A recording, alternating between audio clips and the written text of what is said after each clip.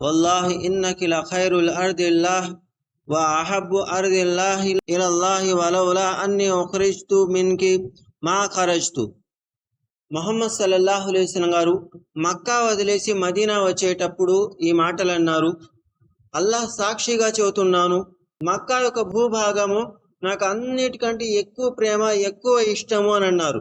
ఈ మక్కా వాళ్ళు గనక నన్ను ఇక్కడ నుంచి బయటికి పంపించకపోతే, మక్కా వాళ్ళు ఇక్కడ బలవంతం చేయకపోతే నేను ఏ రోజు కూడా ఈ మక్కాని వదిలిపెట్టాను అని చెప్పారు.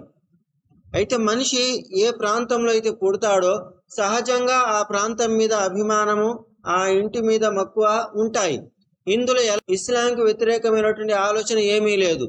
ఇది సహజమైంది కాబట్టి ప్రవక్త గారు కూడా ఏమీ చెప్పలేదు. ఎప్పుడైతే మక్కా వదిలేసి మదీనాకి హిజ్రత్ చేయబోతున్నారో ఆ రోజు అన్న మాటలేంటి, ఈ మక్కా అంటే నాకు చాలా అంటే చాలా ఇష్టము, ఇక్కడ ఉన్నవాడిని, ఇక్కడ పెరిగిన వాడిని, మక్కాలో ఉన్నటువంటి జనాలు ఇబ్బంది పెడుతున్నారు, హింసిస్తున్నారు కాబట్టి వదిలేయాల్సి వస్తుంది. వాళ్ళ ఆ పనులు చేయకపోతే నేను ఎప్పుడు కూడా ఈ ప్రాంతాన్ని వదిలేవాడిని కాదు అని మొహమ్మద్ సల్లల్లాహు అలైహి వసల్లం గారు అన్నారు.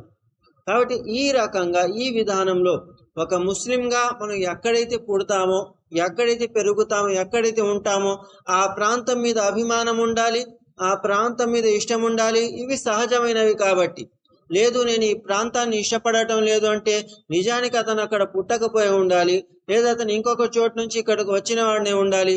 ఈ కారణాలు అయితే అది వేరే విషయము. అలాగే మొహమ్మద్ సల్లల్లాహు అలైహి వసల్లం గారు ప్రపంచం యొక్క విషయాలను, పరలోకం యొక్క విషయాలను రెండింటిని వేరు చేస్తూ చెప్పేవాళ్ళు. ప్రపంచం విషయాలని అల్లాహ్ సుబ్హానహు వ తఆలా ప్రశ్నించాడు, కానీ పరలోకం విషయాలు మాత్రం గనక ప్రవక్త గారి ఆమోదం తప్పనిసరిగా కావాల్సిందే. ఏదైనా విషయం నమ్ముతున్నాము, ఏదైనా నమ్మటం లేదు, రెండింటికి ప్రవక్త గారి ఆమోదం కావాల్సిందే. మరి ప్రపంచం విషయంలో నమ్మకాలు ఉండవు, మంచి చెడు ఈ రెండే ఉంటాయి. మంచి అయితే చేసుకోవచ్చు, చెడ్డ అయితే వదిలేసేయాలి. మరి మొహమ్మద్ సల్లల్లాహు అలైహి వసల్లం గారు అన్నారు, మన్ సర్రహు అన్ యతమస్సల లహు రిజాలు ఖియామన్ ఫల్యతబవా మక్బదహు మినన్ నార్. ఎవరైతే జనాలు తన కోసం లేచి నుంచోవాలని కోరుకుంటారో అలాంటి వ్యక్తులు తమ స్థానాన్ని నరకంలో ఏర్పాటు చేసుకోండి అని అన్నారు. మనల్ని చూసి జనాలు లేచి నిలబడాలి, మన ముందు జనాలు తల వంచుకు నుంచోవాలి, ఇలాంటి ఆలోచన ఏ ముస్లింకి కూడా ఉండకూడదు. ఏ ముస్లిం అయితే ఇలా అనుకుంటాడో అతను తన స్థానాన్ని నరకంలో ఏర్పాటు చేసుకోండి అని మొహమ్మద్ సల్లల్లాహు అలైహి వసల్లం గారు అన్నారు. అంటే ప్రపంచంలో ఏదైతే అహంకారానికి నిదర్శనంగా నిలుస్తుందో, దేనిలో అయితే అహంకారం కనిపిస్తుందో అలాంటి విషయాల నుంచి దూరంగా ఉండండి అని ప్రవక్త గారు మనకు బోధించారు. అయితే వ్యక్తిగతంగా ఒక మనిషిని గౌరవిస్తున్నామంటే ఇందులో ఏ తప్పు లేదు. మనం గౌరవించామంటే అతన్ని చూసినప్పుడు దగ్గరికి వెళ్తాము, అతనికి ఒక కుర్చీ ఇవ్వటమో, సరిచేయటమో, లేదా అతను చెప్పులు తీసి పక్కన పెట్టడమో, ఇవన్నీ సహజంగా జరుగుతూ ఉంటాయి. ఇవన్నీ ప్రపంచం యొక్క విషయాలు. ఈ ప్రపంచం యొక్క విషయాలను అల్లాహ్ సుబ్హానహు వ తఆలా ప్రశ్నించాడు. ఎందుకు? ఇది గౌరవంతో కూడుకున్నవి, ఇవి అహంకారంతో కూడుకున్నవి కాదు, బానిసత్వంతో కూడా కూడుకున్నవి కాదు. ఒక సహాబీ కోసము మొహమ్మద్ సల్లల్లాహు అలైహి వసల్లం అన్నారు, ఖూమూ ఇలా సయ్యిదికుం ఔ ఇలా ఖైరికుం. మీ యొక్క పెద్ద మనిషి వచ్చారు, మీలో మంచి వ్యక్తి వచ్చారు కాబట్టి అతని కోసం ముందుకు వెళ్ళండి అని ప్రవక్త గారు అన్నారు. ఒక మనిషికి ఎదురెళ్ళి అతనికి దగ్గరికి తీసుకురావటము, ఒక మనిషి కోసం మనం లేచి వ్యక్తిగతంగా నిలబడటము, ఇవన్నీ కూడా వ్యక్తిగత విషయాలు. వీటిని అల్లాహ్ సుబ్హానహు వ తఆలా ప్రశ్నించాడు.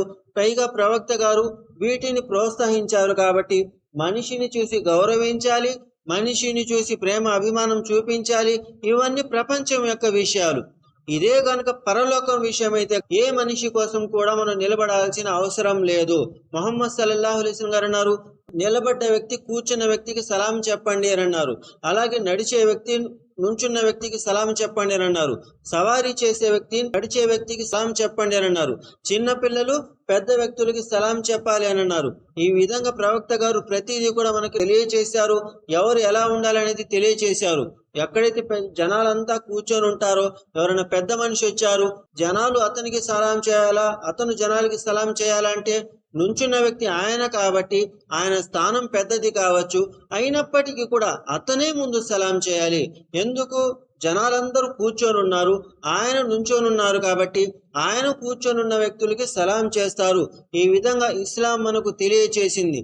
ఈ విధానంలో ప్రపంచం విషయాలు, పరలోకం విషయాలు రెండింటిని కూడా చూసుకుంటూ ఉండాలి.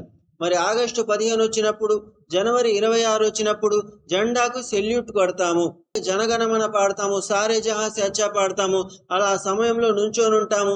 ఇవన్నీ చేయవచ్చా అంటే ముందుగా ఇవన్నీ కూడా ప్రపంచం విషయాలు, గౌరవించాల్సిన విషయాలు. కాబట్టి సెల్యూట్ కొట్టవచ్చు, కాబట్టి మనం దీనికోసం నుంచోవచ్చు, ఎలాంటి అభ్యంతరం లేదు. ఇది ఆరాధన విషయం కాదు, ఇది పరలోకం యొక్క విషయం కాదు, ప్రపంచం విషయము. కాబట్టి జెండాకి సెల్యూట్ కొడుతున్నాము. ప్రపంచం విషయము కాబట్టి జనగణమన వచ్చినప్పుడు, సారే జహాసే వచ్చా వచ్చినప్పుడు లెగిసి నుంచుంటున్నాము. ఇవి ప్రపంచం విషయాలు. ఈ విధంగా గౌరవించినప్పుడు మీలాదు నబీకి ఎందుకు ఒప్పుకోరు, దస్మా చాలీస్వాకి ఎందుకు ఒప్పుకోరు? ఈ మాటలన్నీ మన ముందుకు వచ్చేస్తూ ఉంటాయి. ఇవి ఎందుకు ఒప్పుకోవట్లేదంటే ఇవి బిదాత్లు. పరలోకం మీద ఉన్న నమ్మకంతో ఇవి చేయటం జరుగుతుంది. అల్లాహ్ దగ్గర మాకేదో లభిస్తుందన్న ఆశతో ఇవి చేయటం జరుగుతుంది. కాబట్టి వీటిని బిదాత్ అంటున్నాము, చేయకూడదు అంటున్నాము. జెండాకి సలాం ఎందుకు కొట్టాము? ఇది ప్రపంచం విషయము. మరి దస్మా చాలీసా ఎందుకు చేయటం లేదు, మీలాదు నబీ ఎందుకు చేయటం లేదు? ఇది పరలోకం పేరు చెప్పి చేస్తున్న విషయం కాబట్టి దీన్ని తప్పు అంటున్నాము. ఇది అది రెండు ఒకేలా ఉన్నాయి. దీనికి సలాం కొట్టినప్పుడు దానికి ఎందుకు సలాం కొట్టడం లేదు అంటే దీనికి కొట్టడానికి ప్రవక్త గారి అనుమతి ఉంది. ఎలాంటి అనుమతి?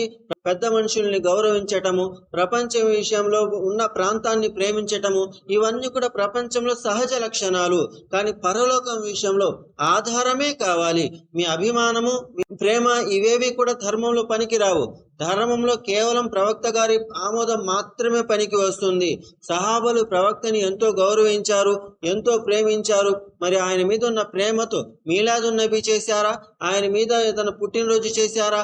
ఆయన కోసం దస్మా చాలీస్మా చేశారా? ఇస్లాంకి సంబంధం లేని పనులు చేశారంటే ఏది చేయలేదు. ఎందుకు? ప్రవక్త గారి ఆమోదం లేదు కాబట్టి. మరి పెద్ద మనుషుల్ని గౌరవించారు కదా, ముస్లింలు కాకపోయినా వాళ్ళని కూడా గౌరవించారు కదా. అదేంటి అంటే ప్రపంచం విషయము ప్రతి ఒక్కరిని గౌరవించాలి. కాబట్టి ఇది ప్రవక్త గారి బోధన కాబట్టి దీని ప్రకారంగా మనం జెండాకి సెల్యూట్ కొట్టడంలో ఏ తప్పు లేదు. జనగణమన వచ్చినప్పుడు నుంచోటంలో, సారే జహాసే అచ్చా వచ్చినప్పుడు నుంచోటంలో ఏ తప్పు లేనే లేదు. కానీ ఇది ప్రపంచం విషయం కాబట్టి ఇలా మనం భావిస్తున్నాము. ఎవరైనా దీన్ని ఆరాధన అన్నట్లయితే మనం అంగీకరించకూడదు. ఆరాధనని మనం అస్సలు అంగీకరించడానికి వీల్లేదు అని ప్రవక్త గారు తెలియచేశారు. ఆరాధన అల్లాహ్కు మాత్రమే చెందుతుంది. కాబా గృహం వైపుకు తిరిగి నమాజు చదువుతున్నాము, దాని మీద ఉన్న మక్కువతో ప్రేమతో కాదు, ప్రవక్త గారి బోధన కాబట్టి. హజ్రే అస్వద్ వైపు చేయి చూపిస్తున్నాము, దాని మీద ఉన్నటువంటి ప్రేమతో కాదు, ప్రవక్త గారి బోధన కాబట్టి, ఆయన ఆమోదం కాబట్టి. ఆ రాళ్లలో, ఆ రప్పల్లో మనకి ఎలాంటి అభిమానం లేదు. ఎవరన్నా వచ్చి కాబా గోడలు మొత్తం పగలగొట్టారు, ఇప్పుడేంటి మనం నమాజులు లేవా అంటే నమాజు ఉంటుంది, అటువైపు తిరిగే నమాజు చదువుతాము. హజ్రే అస్వద్ ఎవరైనా ఎత్తుకెళ్ళిపోయారు, ఇప్పుడేంటి మీరు నమాజు చేయరా అంటే మా నమాజులు మా దగ్గరే ఉంటాయి, చేస్తూనే ఉంటాము. అక్కడ రాయి లేదంతే, అక్కడ రాయి ఉన్నా లేకపోయినా మనకు ఎలాంటి అభ్యంతరం ఉండదు. ప్రవక్త గారి ఆమోదం కాబట్టి దాన్ని గౌరవిస్తున్నాము అనేది గ్రహించాలి.